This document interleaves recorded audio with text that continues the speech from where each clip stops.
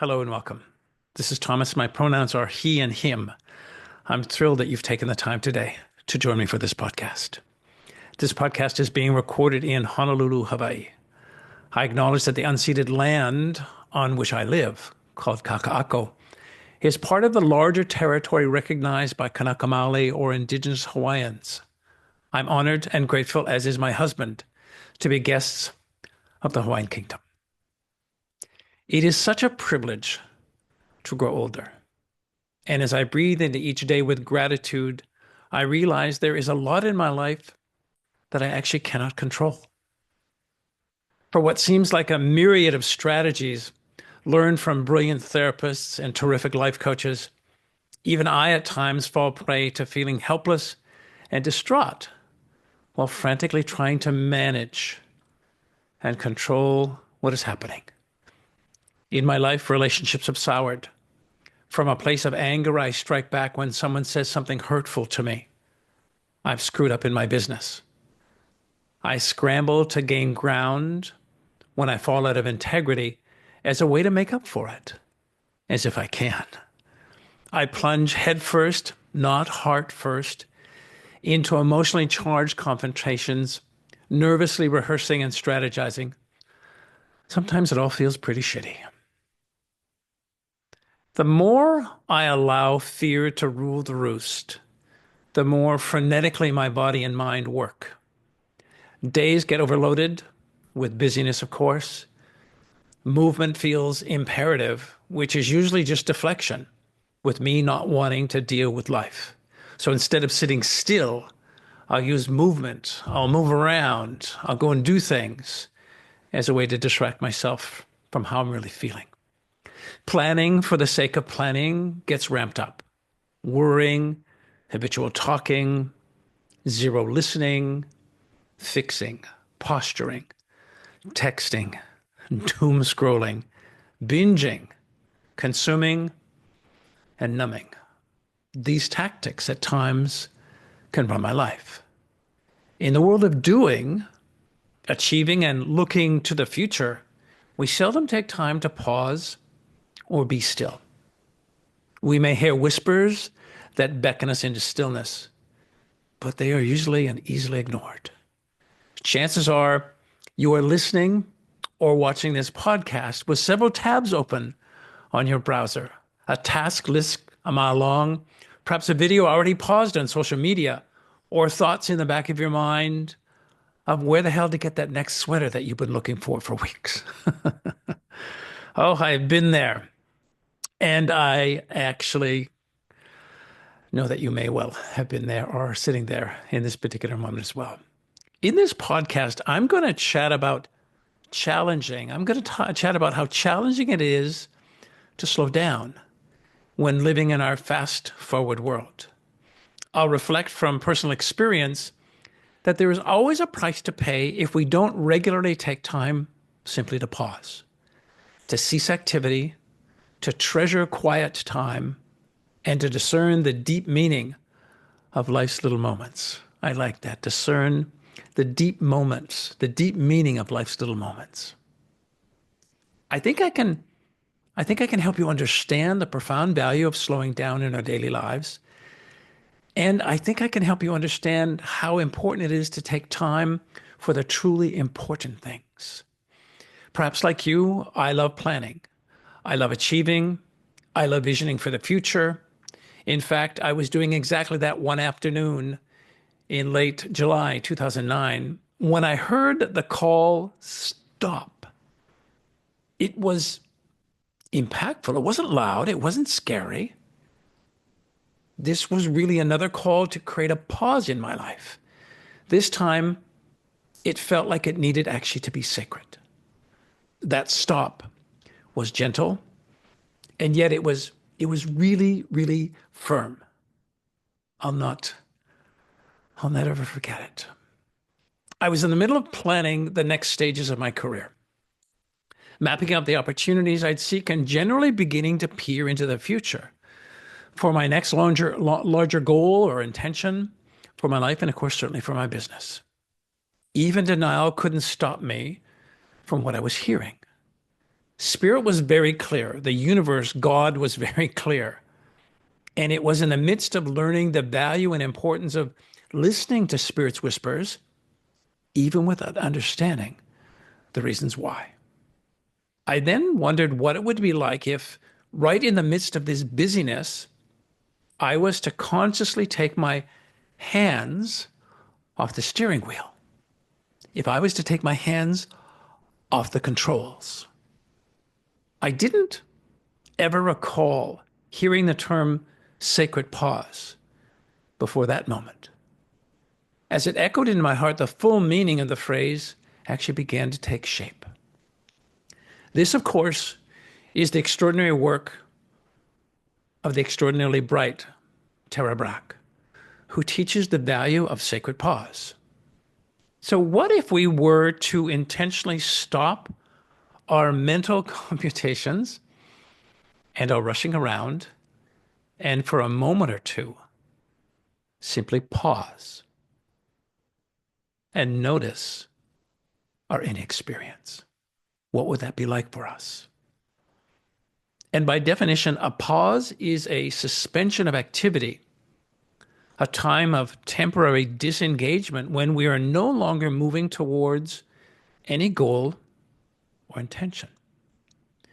The pause can occur in the midst of almost any activity, and it can last for an instant, it can last for hours, days, weeks, months, or perhaps even a season of our life. We may take a pause from our ongoing responsibilities by sitting down to meditate. We may pause in the midst of meditation to let go of thoughts and reawaken or refocus our attention to the breath. Isn't that interesting? Even in a meditation, we can take a moment to pause. We may pause by stepping out of daily life to go on a retreat or to spend some time in nature, or in fact take, within the realm of academia, a formal sabbatical, or maybe you're able to do that in the work that you do. We may pause in a conversation, letting go of what we're about to say in order to genuinely listen and be with the other person. We may pause when we feel suddenly moved or delighted or even saddened, allowing the feelings to play through our heart. In a pause, we simply discontinue whatever we are doing, thinking, talking, walking, writing, planning, worrying, eating, and we become wholeheartedly present, attentive, and often physically still, that we stop our bodies. A pause is, by nature, time limited. That pause I heard to stop in July 2009 eventually inspired me to head to the northern pine-scented mountains of British Columbia into what is known as a Vipassana silent retreat, a full 11 days of silence.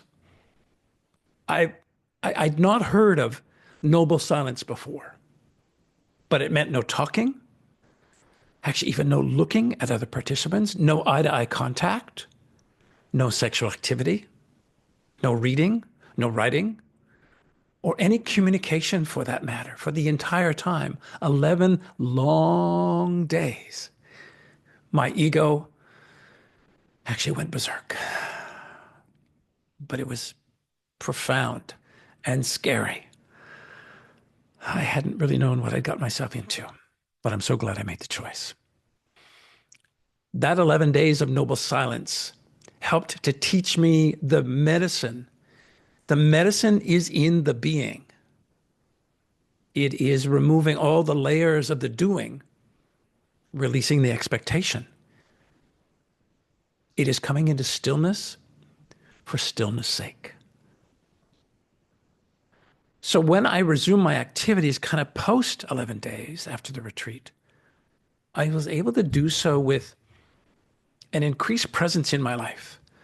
I'd like to think that I had an ability to have an increased presence in the lives of those people that mattered in my life. And ultimately, it created my ability to make choices, really conscious choices. In the pause, before sinking our teeth into a chocolate bar, for instance, we might recognize the excited tingle of anticipation and perhaps a background cloud of guilt and self-judgment. We may then choose to eat the chocolate, fully savoring the taste sensations, or we might decide to skip the chocolate and instead go out for a run. When we pause, we don't know what will happen next. But by disrupting our habitual behaviors, we open to the possibility of new and creative ways of responding to our wants and our fears. A sacred pause invites us to come back to a more what I call evolved state of being. Notice I said come back. It is a place we've been before. We've simply allowed culture, right? The voices of our family, of our religion, our faith, our work, our friends, culture, to actually take us away. It is to stop all goal-oriented activity, which Tara Brach says, she coined the phrase sacred pause because she says it creates a space for light to actually move through. And of course, there are times when it is not appropriate to pause, right? That child that you know is running towards a busy street, not a good time to pause. If someone is about to strike you, right? We don't just stand there resting in the moment. Rather, we quickly find a way to defend ourselves, the opposite of pause. Have you been that person in the airport who's about to miss a flight? You're not going to pause, right? You're going to race towards the gate. But much of our driven pace and habitual controlling in daily life, it actually doesn't serve surviving, and it certainly doesn't serve thriving. It arises from a free-floating anxiety about something being wrong or not enough. Even when our fear arises in the face of actual failure or loss or even death for that matter, our instinctive tensing and striving are they're mostly ineffectual. And I'm going to suggest unwise. Taking our hands off the controls, as I mentioned earlier, and pausing is an opportunity to clearly see the wants and fears that actually are driving us. In that particular moment, we're not having the circumstance is having us. We're reacting. We're not responding. So during the moments of a pause, we become conscious of how the feeling that something is missing or wrong keeps us leaning into the future, or it can keep us actually somewhere else.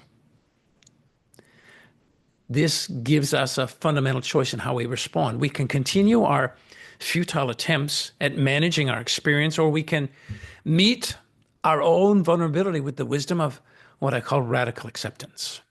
Imagine, and a podcast or two ago, I talked about, are you arguing with reality? When we do, we suffer. When we accept reality, we don't. So in this particular case, right, you can lean into radical acceptance by actually giving yourself an opportunity to pause to get a sense of what the heck's going on for you. What are the benefits of a sacred pause? The first might be two that are really important: rest and relaxation. You actually get to rest. You take some time to slow down, right? To a turtle stop instead of that turtle step. And be still, right? Giving your body, your heart, your spirit, your mind a break. It can have a sacred pause can have really positive benefits on stress hormones such as cortisol. It can actually reduce anxiety levels and really create a sense of peace for yourself. A sacred pause, self-awareness is a bonus of sacred pause. We can gain insights into our thoughts, into our feelings, into our behaviors. This increased self-awareness can help us to identify patterns that are not serving us and instead make positive changes in our lives. A sacred pause can create pattern disruption, which is really important. Let's face it, we're creatures of habit.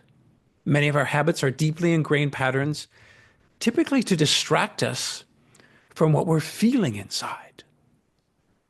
We're addicted to our doing. I often say I'm a far better human doing than I am a human being. So when we enter into stillness, it's not unusual to experience some discomfort.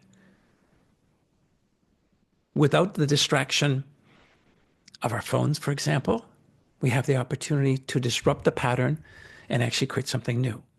And in disrupting the pattern, I wouldn't encourage you to think ahead in terms of what you're actually going to create in some form that is new for you, but instead trust that something new will come from that for you. Pause can support connecting with your purpose. When we are constantly busy, especially if we wear busy as a badge of honor or we insist on glorifying busy, which personally I think is culturally wacky, it can be easy to lose sight of actually what really matters to us. This helps us to remember our values and priorities and realign our actions with our goals or intentions. Although during the pause, the intention is to let go of all the doing in order to be, this being can result in more aligned doing when we emerge out the other side. Let me share that with you again. It was tough to write, so let me say it one more time because I think it's quite impactful. Although during the pause, the intention is to let go of all doing in order to be, this being can result in more aligned doing when we emerge out the other side. Isn't that cool? And these two qualities as gifts from a pause are actually my faves, gratitude and appreciation. When we take the time to pause, we can become more aware of the beauty and the wonder around us and actually express, be grateful, be thankful for it. This increased awareness can lead to a greater sense of joy and fulfillment in our lives. So how can we incorporate some semblance of a pause or even a sacred pause into our lives? I've got some suggestions for you. Whatever form your sacred pause takes, the most important thing is that you approach it with intentionality and actually a sense of sacredness. Some tips. I'm going to encourage you, I set aside specific time and space for my sacred pause. And this could be done regularly, it could be done daily, it could be a weekly practice, it might be meditation, it might be a longer retreat, hell, it might even be a vacation. Even an afternoon once per month of silence and stillness is a powerful way to invoke sacred pause. The second idea is to create a ritual or ceremony to mark the beginning and end of your sacred pause. I found this very important as it helped me enter into the sacred nature of the pause. And this can be as simple as lighting a candle. I'm notorious for lighting candles, saying a prayer and invocation, pulling an angel card, like my dear friend Alexander does, as a way to mark the beginning of your pause. A third idea is to, and this is really important, to give yourself the benefit of disconnecting from technology and other distractions. A sacred pause is more than a social media detox. That's not what this is. The intention is to remove yourself from all things that distract you from your state of being. This is not the time to catch up or binge watch your fave series on Netflix or Hulu or whatever it is that you're streaming. That's not what this is about. The fourth is this notion of engaging in practices that promote self-awareness and reflection. I mentioned meditation. Perhaps it's prayer, journaling. It could even be therapy or coaching. Go for walks, connect with nature. Do things deliberately and slowly with intention to be fully present. And with that invocation of slow and deliberate and intention, notice what arises in you during this time as you actually come to slow down and come into presence.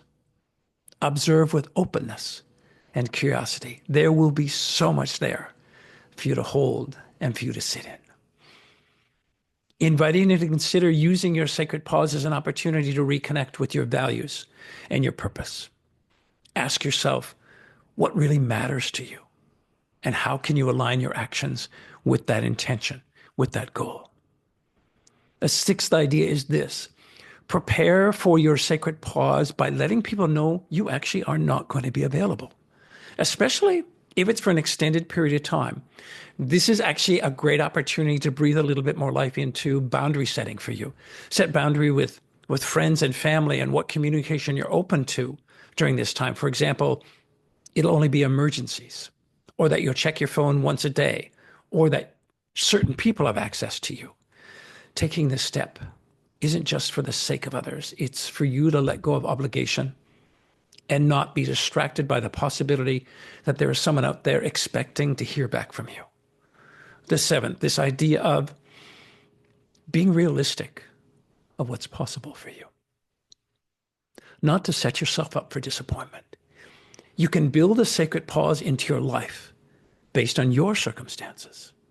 I understand the level of completely closing off from the world and hiding in a cave for a couple of weeks may not be possible for many folks, and there might not be many of you that would actually want to spend some time sacredly pausing in a cave. A sacred pause may even just be a day on your own in nature.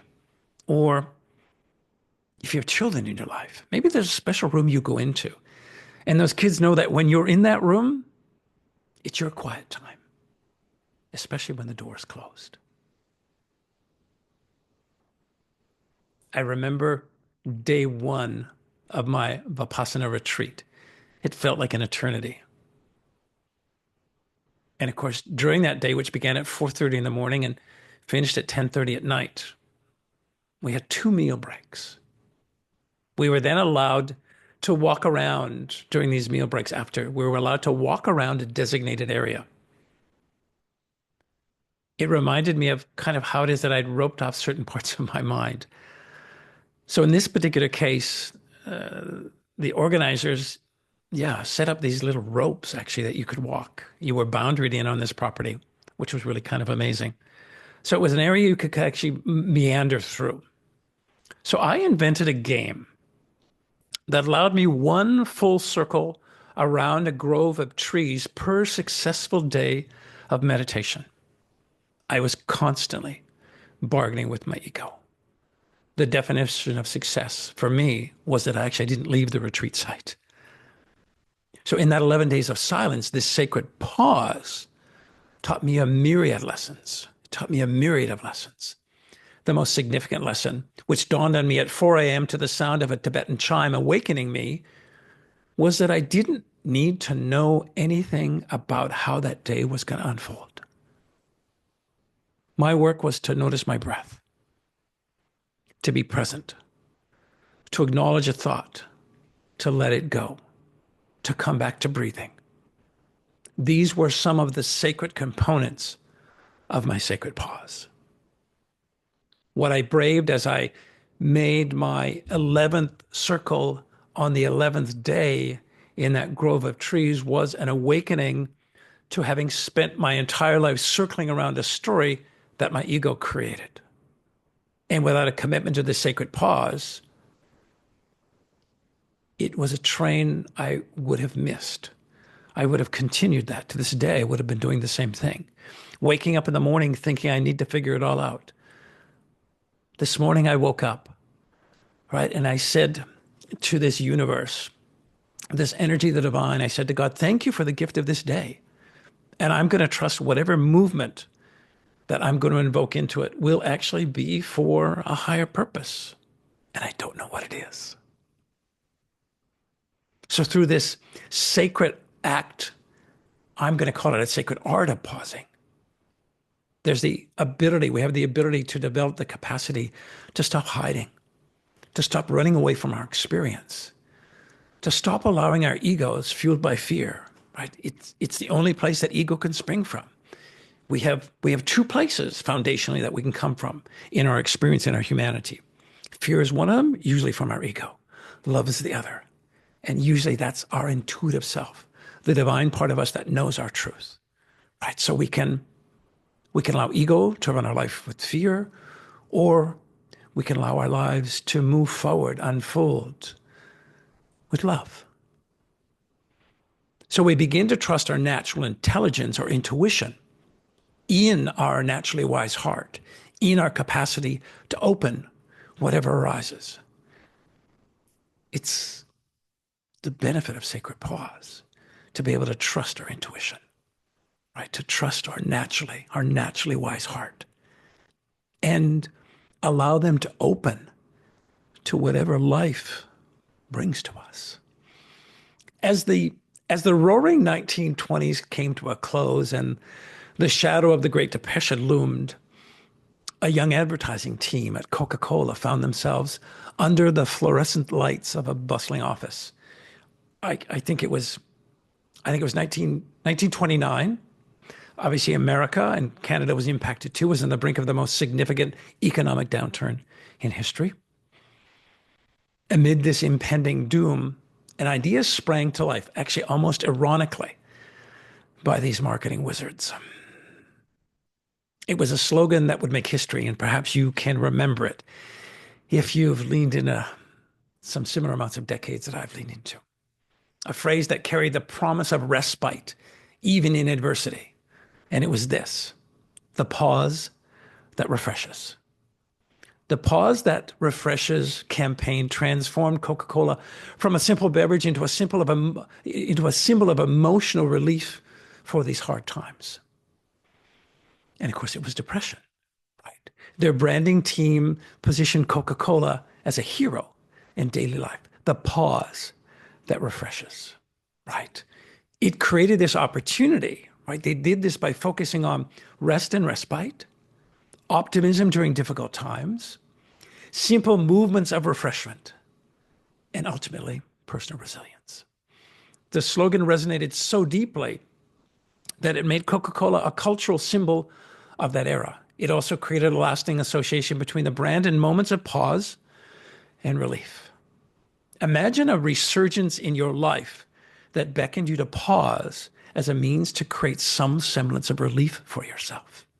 And I'm not suggesting that you grab a Coke, right? It's not a beverage that I consume. I just am a little bit afraid of it, to be honest with you. But I am encouraging you to consider creating a moment, a ritual, a new habit that could become your homage to being in your life, right? Remember, we have choice: human doing, human being. Which of the two would you want to breathe more life into? And if sacred pause could become a tool for you to be able to do that, imagine the ritual, the new habit that could come out of that commitment for you. I think it's really exciting. And I want to encourage you to consider creating sacred pause. And thank you for perhaps pausing to listen to this podcast. I really appreciate you spending your precious time with me.